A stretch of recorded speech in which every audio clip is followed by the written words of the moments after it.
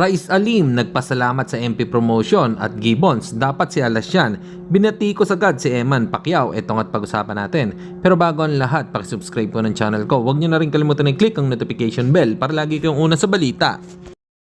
Pag-usapan nga po natin mga kaboxing, matapos pumirma ng anak ni boxing legend Manny Pacquiao sa GMA 7 na si Eman Bacosa Pacquiao, ay tila may pumuna dito na isang direktor o writer na si Ronaldo Carvalho kay Eman. Ayon sa sinabi nito na may tsura naman ito pero maraming mas gwapo sa kanya na nasa kwadra ng GMA 7 Sparkle Artist.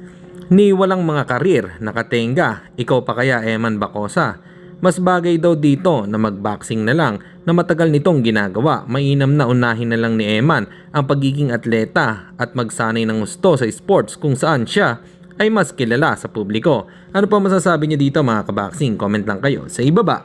Samantalang bata po ni Sean Gibbons na si Rais Alim ay naka-upset sa Tokyo, Japan na si dating undefeated Japanese contender Mikito Nakano. Ngayon nga ay si Rais Alim na ang IBF Mandatory World Featherweight Challenger ni Angelo Leo. Kung hindi lang daw sana umalis si Janrel Cuadrolas Casimiro sa MP promotion or sa pangangalaga po ni Sean Gibbons, ay dapat ito ay lumalaban na sa mga major title, hindi sa mga mabababang rank.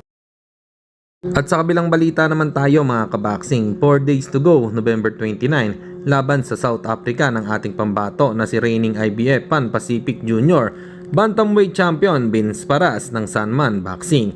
Nakatakdang harapin si Ricardo Malahika of South Africa para sa IBO World Super Flyweight Champion and IBF No. 2 World Title Eliminator sa Johannesburg. Good luck Vince Paras, naway magtagumpay ka sa iyong laban. Hanggang dito na lang muna ang ating balita. Dito na lang ang aking boxing news report. Babu!